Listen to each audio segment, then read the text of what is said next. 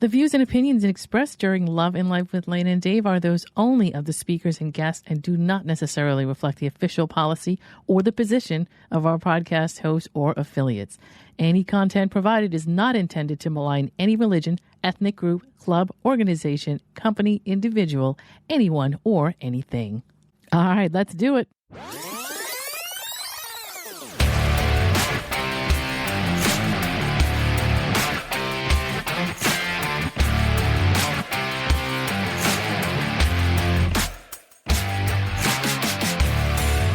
You're listening to Love and Life with Lana and Dave, the podcast where logic is power and you take control. Thank you for tuning in and making the choice to listen in and get ideas for your own love and life. Now, here are your hosts, Lana Williams and David Vaccaro. Hey, this is Lana. How are you? We are landing this podcast around Thanksgiving. So Thanksgiving morning, this technically should be available. Of course, being that it's a holiday, everybody's sort of in transit and not in their usual schedule, at least the way that it goes in the U.S. We have holiday week going on, so we've got kids out of school in certain places and some people out of work for the week and that kind of thing. But today being a U.S. holiday for Thanksgiving, most people, unless they're in retail or something that's not standard office, are probably out of work today. So this might be good if you're traveling or if you are not in your normal schedule, you kind of got a little bit of space or time. You're on the road or you're on a plane or somewhere where you just need to listen to something for a little while, just to kind of kill some time. These are some podcasts, or this particular podcast at least to begin with is going to be good for that. So what I'm doing is I'm making some audio podcasts of some stuff that I've written before. And so this is basically just the exact same thing that I've written in certain places. And they're just things, they're like life hacks and things that I do. And people have asked me to sort of record and create little files for these. So I'm just basically doing these to drop these on Thanksgiving. We may or may not have a full podcast today as well, but I wanted to make sure that I got these up on the website just in case, or got these up for podcasts so that these should download for you. Just in case. I may even release these previous to Thanksgiving, but I think I'm going to drop them on Thanksgiving because I think it'll be a little easier to have it all on the same day. People are used to that, Thursday being the day. So the first thing that I wanted to get into is, I don't really talk too much about it during the podcast, but I'm a little bit into Myers-Briggs MBTI. And so long story short, if I can do it, let's see if I can do a short story on this. I tested a couple times in my life for different reasons, whether it be for a school that I was trying to gain admission to, or a job that I was at where there was a psychological evaluation or whatever of different employees on the job. Tested something in Myers-Briggs of INTJ. Now, INTJ is sort of, there's a long, I'm going to have you just Google MBTI and you can kind of get the general consensus of it, but there's 16 combinations of that. And INTJ is what I test as. And basically it's not usual, especially for females. We're pretty rare. So we're pretty analytical and logical.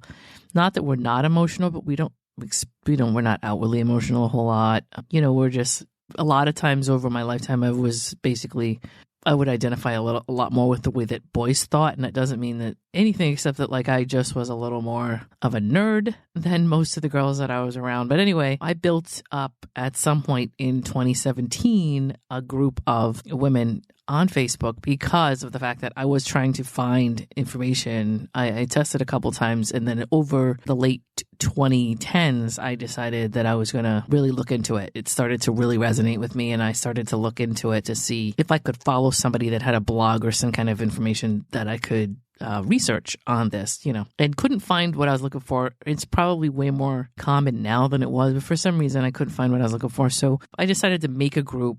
And at the beginning of that group, I put a blog together, and the blog is still active. I have yet to add to it. It's been a while. A lot is going on. So the blog is a little bit outdated and I need to update it. But we have a couple of articles. And basically what it is it's just things that we go through as INTJ females. It's a little more, again, it's common for men to be INTJ, but not as common for women. And it's just that there's just things that we are not comfortable with or used to that are socially acceptable traditions. One of them is large social events. And it doesn't mean that we can't navigate them, but we're not comfortable generally with those. Of course, INTJ is a spectrum, so that means that there's going to be people that are closer to another type that are much more social and okay with stuff like this. There will be people on the other side of the spectrum that are extremely introverted, extremely reclusive. And we've always said that introverts are not necessarily shy. We're just we're not antisocial. We're not shy. We're just more selectively social. So we have a couple people that we're very close to and we're really outgoing with and fine with, but for the most part, we're not generally large proponents of walking around and talking to strangers on a daily basis and that kind of thing. We like to be lurky. We like to kind of hang out in the background. We're not necessarily looking to be on stages or the center of attention. It's just not in our wiring. We're not real comfortable with that as a general rule. And this is the bell curve. So this is in the middle of this particular type. This is generally what it is. Anything that I tell you, of course, has going to be having exceptions and not everybody, it's not a monolith. So of course, everybody is not the same. But for the most part, the general population of this type is this way. So I actually put together at some point based on this group, and this group is now close to 11,000 women. And 2 years ago, well, actually 4, I can't believe how much time has gone by that it's 2022. But in a year into, or 2 years, into this group, this outward facing blog that I created, and this would be rareintjfemales.com is the name of the website.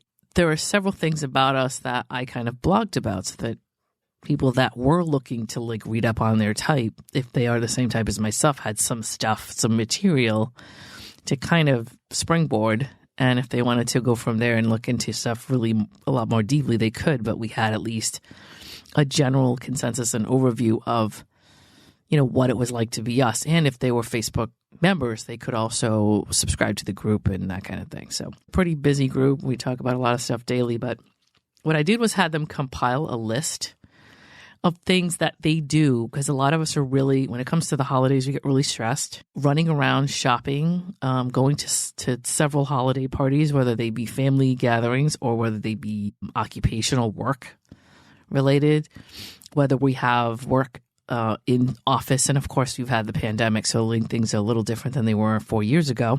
I don't know if everybody's still, if it's the majority anymore of like these Christmas parties that companies throw or not. That may have changed for a lot of people. But at one point, there was, some kind of obligatory company party that you would have to go to, whether it would be a fancy kind of thing where you would go to a hall or something and it would be formal, or if it was just something within your office where, at some point around the holidays, whether it be Thanksgiving or Christmas or both, or New Year's or all three, that you would, stop down for half the day and everybody would just sort of put everything aside and then just socialize. For us, it's not like we don't want to socialize, but it's not primarily what we do when we're at work. For us, work is work. We want to work and we want to leave. And we have a couple of very specific people we like to socialize with. For the most part, though, socializing and getting personal with a bunch of people at work isn't really, it doesn't mean that we don't like the people at work. It's just sort of like irrelevant to us, or it's just weird for us, so we can navigate it, but it's just not as comfortable as it is sometimes for other people. And introverts are a little different than extroverts. Extroverts love this type of thing. Anything like group building, team building, socialization, coffee pot discussion, anything like that for an extrovert is like, it's what gets them through their workday. It's almost like as important to them as work is, if not sometimes more, depending on the employee that we're talking about. For us, it's like sort of an uncomfortable stop down, and we like to sort of be solo. Sometimes we like to be in the background and just kind of put our head down and do our work. That's sort of like what we're doing there. And for us to leave that and then have to be in a situation where we're just sort of in awkward conversations and being asked personal questions or the things that most people do as pleasantries in social situations for introverts is just a little bit more uncomfortable and not necessarily something that we gravitate towards or go looking for in our daily life. So for introverts, I'm going to do this. And for extroverts, I would just want you to listen. I mean, obviously, you don't necessarily have to agree. The world is full of different people. And so I don't expect introverts I expect that introverts feel the way they do and they just are who they are. And I appreciate that. And I understand that only because that's my thing and that's how I am. extroverts, I don't want to be any different. I just want them to understand that not everybody is. It's really hard as an extrovert not to project and see the entire room as you would see it, and not to understand that not everybody in the room is like wanting what you want. I know it's real hard to do that sometimes, but you have to kind of understand not everybody that you're pulling into the group situation wants to be. I know some people are off in the corners and you want to pull them in because you feel like they're left out. Some of them are sort of trying to get from the socialization a little bit of a break. It's actually tough for us, some of us, to actually go through a room and socialize for a lot of time. It does kind of drain the battery for us. We tend to have batteries that sort of a socialization or our level of socialization through the day will actually drain that battery. And there's a point in time where it is overwhelming and we need to kind of go and sit somewhere and not socialize for a little while and just sort of recharge. So if you see people that are sort of sitting on the outside, not everybody that's in the background wants to be in the foreground. So I just wanted to say for extroverts that love that and love to be around people and that's energizing for you, something wrong with that. That's great, but not everybody's that way. And so asking a question is kind of a kind thing to do. Like, hey, I see that you're by yourself over here. Are you looking to take a break? Is this where you want to be? Would you rather be with everyone else?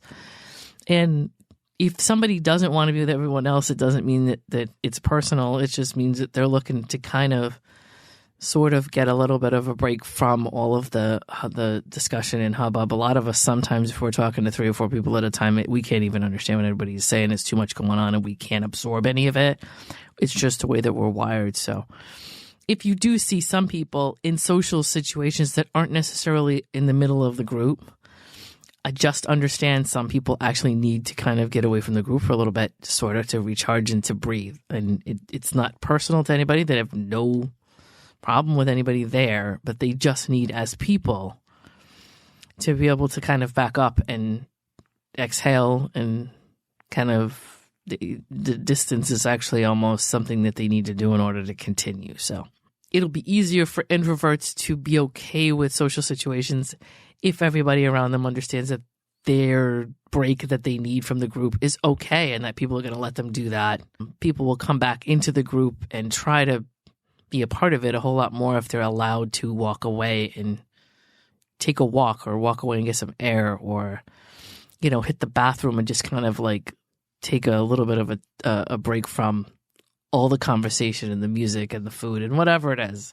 So what I wanted to go over is what we learned. There was a group that our group that we have at that point, and this group was a lot smaller at the time, I just asked everybody to give us like hacks and things that if you are introverted and you're facing the holidays, most of us are kind of dreading the holidays. Oh, here we go. We've got to go through these things where we're at parties and we're around a lot of people and we've got to just do that thing where it's small talk and whatever. And so for people that are needing like a manual or a little bit of a leaflet to go through the holidays to find out what it is that's easier to do to navigate these things, I'm just going to kind of list off some things that a majority of us as a group have put in our toolkit for stuff like this. For us, birthdays, so I'm going to go ahead and read this out. Generally, holidays and birthdays are not on the list of enjoyable things to do. And I'm going to read this as a blog that I actually wrote, and it's based on the information that I got from the group. So I'm just going to go ahead and read this out. The time between November 1st and January 1st for most of us can be the trifecta of unpleasant. It's celebrating a holiday for the first place. Sometimes introverts aren't necessarily holiday people. There are holidays that they enjoy, but generally holidays that promote a lot of group socializing and gift buying and running around and shopping are just not. Those are things that we will do, but we don't necessarily enjoy. So those holidays won't always be holidays that we find. They won't be the ones that we particularly like. That's fine. So celebrating the holiday in the first place is not necessarily something we always want to do. And then excessive amount of socializing and the feeling of feeling obligated to shop. Amongst the sea of people in a mall, department store, supermarket, this is like a ton of people that we have to go through. And this time of year, and it begins now because this is the week that everything starts. It is a complete nightmare for us to get anything done or go anywhere. We usually, if we can, try to avoid it. And again, this is a general public. Obviously, there are people who are exceptions to this. But for the most of our part, we're just looking to just not go out anywhere near anybody until, almost like the 3rd or 4th of January. This is like, because we're in traffic and because we're in lines and because we're in large groups of people and we get claustrophobic and things like that. So if you aren't a fan of Halloween, you add some of October in there as well, and Valentine's Day, at the beginning of next year, of course, will be part of it too, if that's something that you're not really a fan of. So we don't really go all out on holidays or birthdays, and with the exception of those closest to us and those who appreciate the practical life, we'd rather not join in on the events that force us to participate in large social gatherings. Most of us do like a small intimate get-together with our most favorite people, but really have a room full of strangers unless, like me, it's in New York City. And I say this only because if you go to New York City and you're so like this, it's almost, there's so many people almost that you can get lost in a crowd. It sounds really weird, but for introverts, that's actually okay for us because it's like a layer of, what's the word I'm looking for? It's almost like we're invisible to some degree. It's an invisible cloak to actually walk amongst tons and tons of people in New York like that, because in that kind of environment, those people aren't focusing their attention on us. We can almost slip under the radar and kind of walk around and do our thing. Really, the social gatherings that we are avoiding are the ones where people are trying to corner us and talk to us about things that, I don't know. I don't want to say that they don't care about it and we don't care about it, but it's like that type of thing, that small talk, where somebody's asking you questions about stuff that they're not really interested in, and you're answering and asking them questions about stuff you're not interested in. That's kind of this weird traditional holiday thing that people do. And a lot of times we like to skip that. So, of course, the concept of holidays themselves aren't really our thing. And we'd much rather dig down a research path to find out what the origin of the holiday is rather than celebrate it with everybody else. We are very researchy. We like to sit down and kind of go through rabbit holes of information. It's just how we are. So we've found out how to get around having to get in the car and drive to shopping venues, things like online shopping and curbside pickup, in order to grab in a location strategy that we can get gifts to those who matter and not have to risk being killed on Black Friday in a crowd at 5 a.m. to get a good deal on those gifts. Now we just need to figure out how to not be so practical with those gifts. Obviously, people never seem to appreciate our practical gift-giving nature. Most people are frivolous about gifts, and we tend to like to give you what we think you actually need. But anyway, some of the blog is aimed at giving you, the person reading this, some pointers on getting through the madness and into the spring safely and sanely if you cannot escape the process entirely. Here are some direct tips from others like yourself. And again, this is from my INTJ female group. However, some of these hacks are really good for introverts in general. And that's why I'm going to go ahead and do that. Plus, of course, 'tis the season. This is the time of year where this stuff is going to come in handy. So if you're having to be in the company of a lot of people at a party, and this is something you cannot escape, here are some tips. So, number one, partaking of alcohol and coffee if you're sensitive to light, white noise, chatter, and et cetera, that sort of thing is probably best skipped so you'll be less irritated. It is, for some people, a lot more annoying once these substances are in your system to deal with. A lot of what you would call din, people talking, yelling, lots of people talking to you at once, all that kind of thing. Sorry, that's my dog, as usual, shaking his ears. If these things don't intensify your discomfort and they work for you, then go to town safely, of course. Obviously, do not drink and drive. Make sure that you have a designated driver if that's the case. But if you're one of those people that those things do irritate you in general before you even leave your house, I would say that you would want to skip or go really easy on those things, because those things are just going to make everything worse. If it was suggested by a couple of our people in the group that if CBD oil works for you, you might want to dab it in areas that help you relax, like your wrists, the back of your knees, your ankles, temples, etc., just for calming effect. And then if you anticipate a headache, or it's best to be sure something's in your diet beforehand that will make you feel better, carry it or take it preemptively. If you're the type to get migraines, stress migraines, or that headaches are going to happen from certain foods or certain light or noise or, even wine, or just things that that are going to create a headache, chocolate, you might want to almost take a couple aspirin with you or take them before you leave your house. That way you're already ahead of the game, and that will help get through everything. I get like stress migraines, so I'm better off like staying away from wine and popping a couple of Advils or whatever it is that you're taking, Tylenol, on my way out the door. So that way I'm ahead of it and it won't really start for me. Once it starts, I'm no good. If I get a headache at any point while I'm out and I don't have stuff to take and it continues, it gets to the point where if I take aspirin, it won't even matter. I can't back it off after a while. It's really, really bad. And I kind of have to go home and take 3 aspirin and go to bed and shut lights off. Like, that's what happens with me.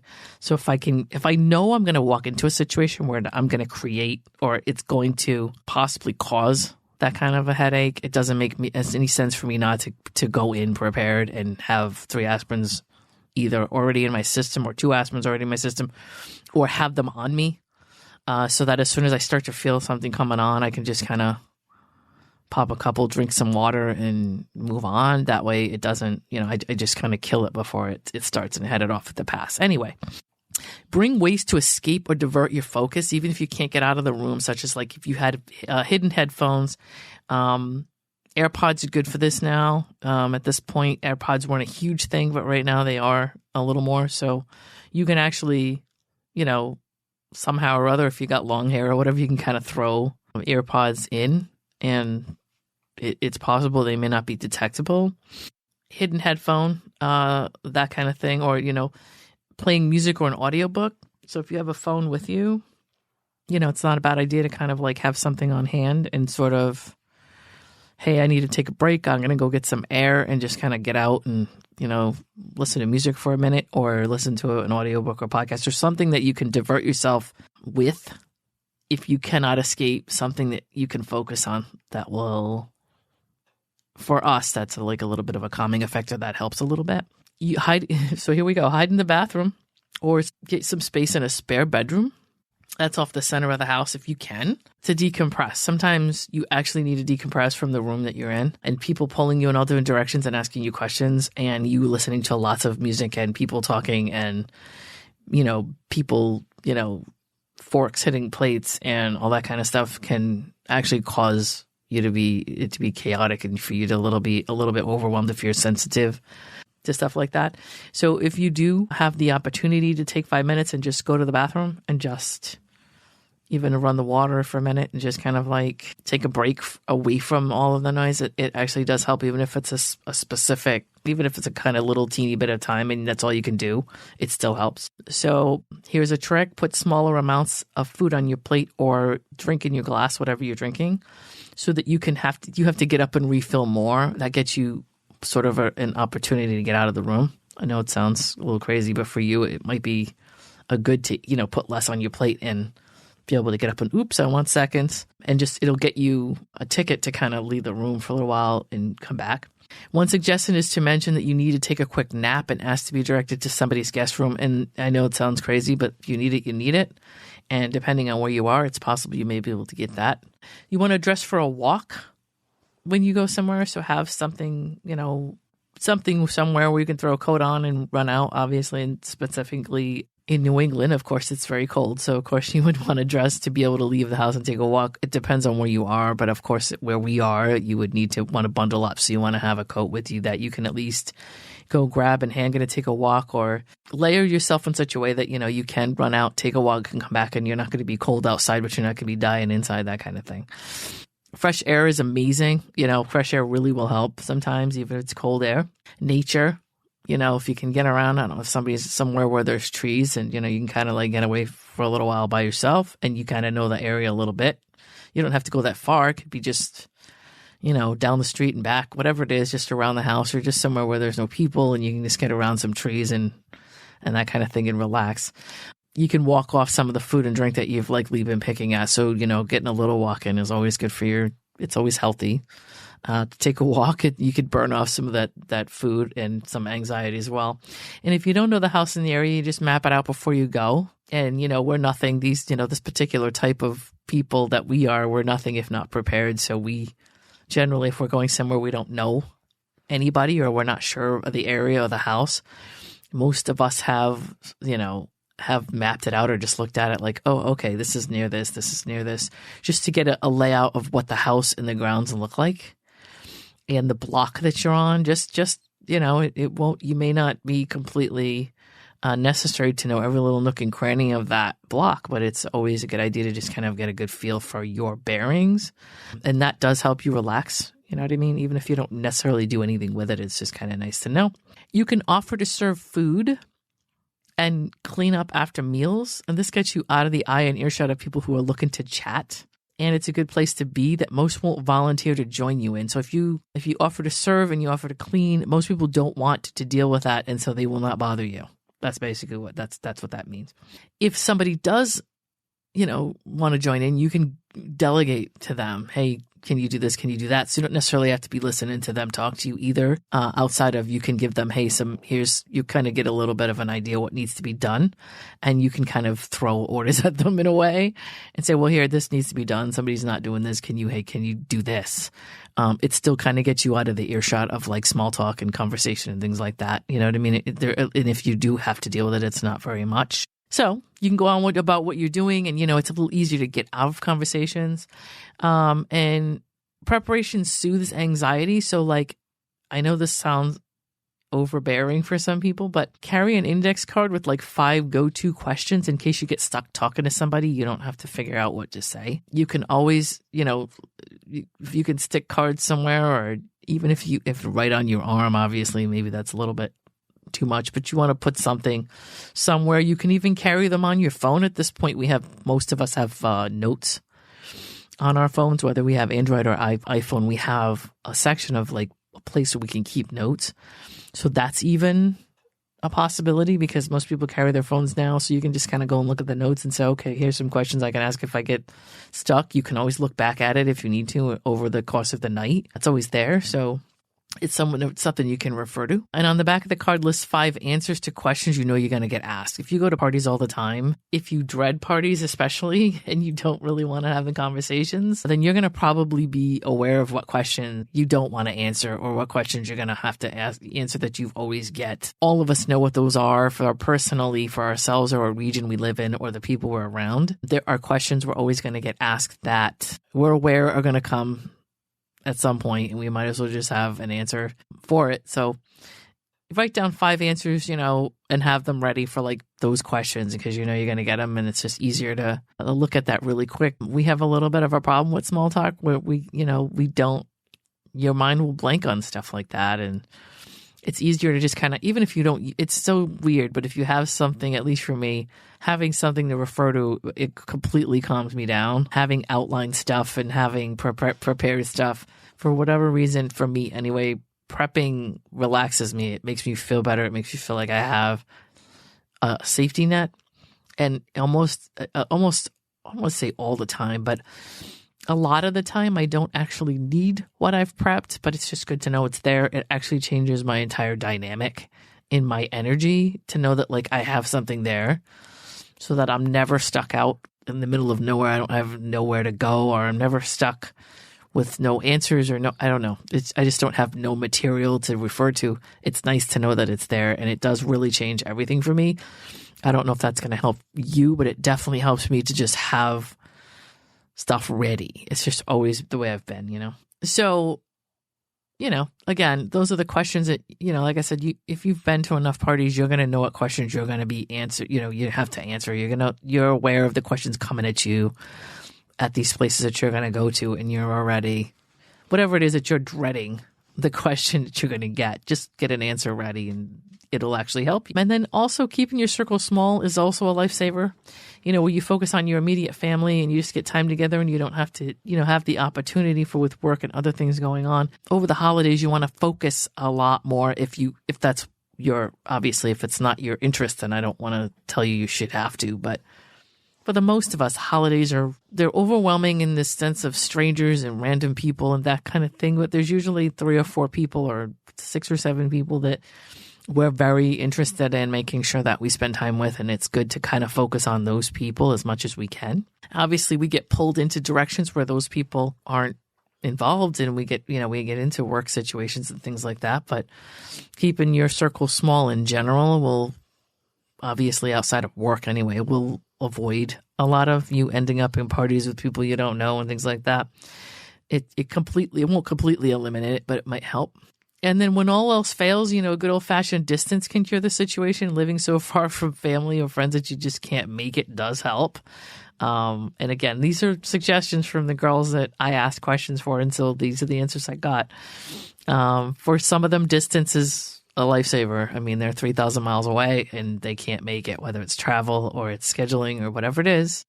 They can lean on that and say, well, I'd love to be there, but it's just not possible for me to get on a plane and do that. I can't afford it. I don't have the time. It's too far, whatever. Another country and another side of the country is a good example. Of course, like I said, this is what people have said to me. Obviously, throw no parties in your own space unless, of course, you live with a family member or a spouse that insists on doing this. And not all of us, but some of us do live with somebody that's just, refuses to not throw parties on the holiday. And in that case, excuse yourself a lot, as you would with the party that you've had to attend. Do a lot of serving, do cleanup, do coat check, do refills. If you're living with somebody that insists on throwing a really huge party and you've no interest in that, but you're stuck there, then I would say that's the best thing for you to do is just sort of assistant host the party, so that you're just like making sure everybody's all set. Hey, you need a refill. Hey, do you need this? Do you need that? Let me fill this snack tray, that kind of thing. For whatever reason, people will not stop you and corner you and try to talk to you as much when you're doing that kind of thing. I don't know. So it's an escape. It's not perfect, but it definitely helps. And it doesn't make you look antisocial. Of course, it shouldn't matter. People should leave you alone. But of course, if you're not seen or not around as much, people are going to give you a hard time about not being involved in some way. And if you're doing all of that, like, hey, you're jumping around, making sure everybody's glass is filled or making sure that there's enough ice or whatever it is, you'll actually be part of the party, but not necessarily cornered and forced to make conversation, but also it looks like you participated. It looks like you were there. People will say, hey, for whatever reason, it seems like in hindsight, most people won't be critical of that. So that's helpful. And then if this is a company holiday party, which should also be addressed, find one or two people that you're close with and sidebar them as a diversion tactic. So out of the entire company, pull people aside if you can and try to have conversation with them and then make the conversation something that's interesting to you. So, you would be initiating the conversation, but it would also be conversation that's good and comfortable for you. And of course has to be somewhat within common sense, meaning, or somewhat relevant to the party. Obviously, you don't want to pull them aside and talk to them about stuff that has nothing to do with anything. I mean, it should sort of be related, but at least it's something that you've brought up and it's, comfortable for you. But just like above, if you're at a company party, especially if you're in a hall or some kind of, formal event, frequent bathroom breaks, lobby walks, trips to the buffet, punch bowl, etc., to refill a very light plate should help with avoiding a lot of getting cornered by coworkers if you don't want to talk to them in that way or you don't want that kind of thing to happen. If nothing else, a trick that's not easy to pull off around close friends and family, but is easy to do, a little easier to do around acquaintances and coworkers, is to do the talking on the phone to avoid talking bit. And it is it's not necessarily an honest thing to do, but sometimes you just need to throw a finger up and put your phone up and say, hey, I'm on a call. I'll be right back. So you put one finger up, walk past them, shout, and let me get somewhere where I can hear you into your phone. That should do it. And then wait at least 10 minutes to come back. And likely the person that was trying to corner you has usually moved on to something else or is not there anymore. Most people aren't going to wait, for you to, everybody's socializing and bouncing from one person to the other. So for the most part, they're not going to notice or hang around. If somebody's hanging around at 10 minutes waiting for you to come back, I don't know. That's a very overly focused person. And I don't think that's typically the way it would go. And as a last resort, even though we generally don't like to be deceptive, it may be necessary for survival to do this with your phone. So make up a reason that you have to take off early as well if you need to. Hey, I got to run. I got to get up in the morning early, or I got to run. I just got a phone call from my house, whatever it is. Once you're too overwhelmed to be there, it's good to be there and to be present. But there's a point in time where it's interesting for them to have you there, but it's also healthy for you if you're not enjoying it. And it's just, if you're, I would say highly sensitive to a lot of noise and light and things like that. And at some point you get overwhelmed and you need a break, or you need it to just sort of be the end of the night. There's nothing wrong with, hey, I'm going to run. I mean, obviously you don't necessarily have to tell them what you're doing, but if worse comes to worse and somebody puts you in a corner and makes you explain that to them, you can just kind of say, hey, I got to be up early, or, I'm not feeling that great, or I got a call from my house. I got to run home. Somebody needs something, or whatever it is. So those are all the tips that if you are going into the holiday season with some anxiety and worrying about socializing and, what might be a little bit too much for you to handle, or, there's just certain things about socializing and parties like that you're just kind of like, I should bring this up, class reunions this time of year too. You know what I mean? So if you, are in a class reunion year, if it's your 5th or 10th or 15th or 20th or whatever, these type of family reunions and high school reunions also, and college reunions sometimes happen around this time of year as well, like homecoming-ish. I think a lot of them may be in full swing and kind of ending at this point, but sometimes they're a little bit after Thanksgiving. Sometimes they're generally early November, late October, but, people do all kinds of stuff. So this is stuff that you can, a lot of people don't look forward to these things either, and either don't want to go, or as much as I dread the really big room full of people socializing and walking from person to person and yapping and all that kind of stuff. For me, my reunions, I always like to go to, only because I don't have FOMO, which is fear of missing out, very often. For some reason with high school reunions, I do. Like, I don't want to not be there. I don't want to miss anything. I know people that have never been to one and have no intention of ever seeing anybody they went to school again with, and they're fine with that. For me, for some reason, I don't know. It's a touchstone for me. So as much as socializing is not the best thing in the world all the time, I guess because I'm running into people in my case, I think it was the 10th reunion or maybe the 15th, but once online presence began and like social media started up, even emails, I think a little before that, we actually, my high school and I, we actually got together like off of the reunion years and sort of just caught up. So we're all kind of like in a group and we all kind of talk to each other. It's not every day, but we keep in touch with each other outside of the reunion. So I think before the first reunion, we actually got together. I don't know if I can't remember. No, I'm sorry. The first reunion was the 5th. Technically, we weren't out of school long enough yet. It didn't feel like we had been gone that long or whatever. But we did go to the 5th. But then I think either the 10th or the 15th. The 10th, I don't think either it didn't happen or it wasn't.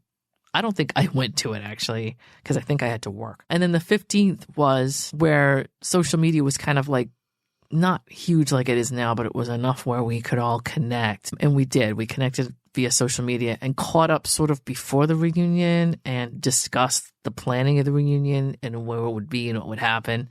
So that by the time the reunion happened, we weren't doing, I know a lot of people go to reunions and like they haven't seen everybody. And so the whole time of the reunion, they're just catching up. But for us, it was actually more pleasant because we had already done that. So once the reunion happened, we had already been in touch with each other, for 6 months or something like that. And we continue to stay in touch with each other via social media. So our reunions aren't as much of a shock to the system as they are for some people. So maybe that's why I don't mind going to them, at least in the case of the class I graduated with. We all sort of keep in touch with each other routinely, or enough that, by the time we get to the reunion, we're really more interested in having a good time than catching up because we already know, what most people are up to. Obviously, there's a few people that are outliers that we haven't seen or we lost touch with that we try to get to sit down and talk to when we see them. But anyway, so that's that. I just wanted to, at least for me, speaking to other introverts, of course, I don't know if there's people that are, I'm sure there's people that are not introverted that listen to this. And if you are an extrovert, or if partying and getting together with everybody is your thing, I think that's great, because the world, like I said, there's all kinds of people in the world, and this is what makes the world go round. So Of course, I would never expect everybody to be like us, but some of us are not necessarily as, oh my God, excited about going through the holidays and the socializing as some of you are. And basically, I just want you to sort of, the only thing you can do as an extrovert is to understand that as you socialize with people and as you get together with groups of people, and that energizes you. And like I said, it sounds like it would be unbelievable to you that somebody would not have the same reaction that you do. But believe it or not, a lot of us actually are recharged more by the distancing from social and getting by ourselves and just kind of being able to breathe and relax. We actually enjoy that. And it's just as energizing to us as it is for extroverts to be around people. So it's just the exact opposite of what you extroverts might like. And so I just want you to be aware of that if you're at social events. And there are people who seem like they're sitting at a table and they're not getting up, and really it may be that those people are like taking a break or taking a breather, because for them, socializing something they've got to kind of take a couple of breaths to do and work up some energy to get through, and then they've got to go sit down again.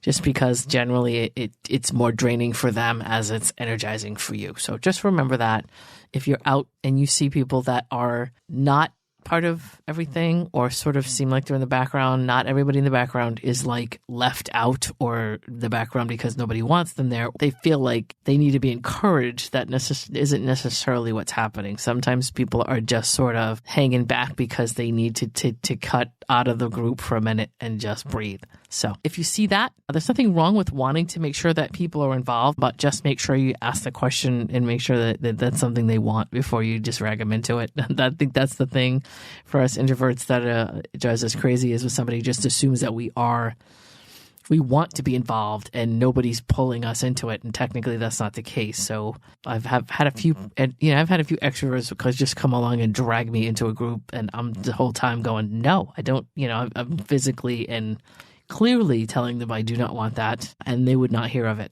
And for an introvert, that's just a complete nightmare. So I just want to make sure that, as much as you want to have a good time your way, other people need to have a good time their way. And I believe more introverts would be great with social events like this if they were not deathly afraid of somebody dragging them into a group or cornering them and making them talk for 20 minutes. Sometimes it's not something that we really want to do as much as everybody else. So I hope that everybody has a good holiday.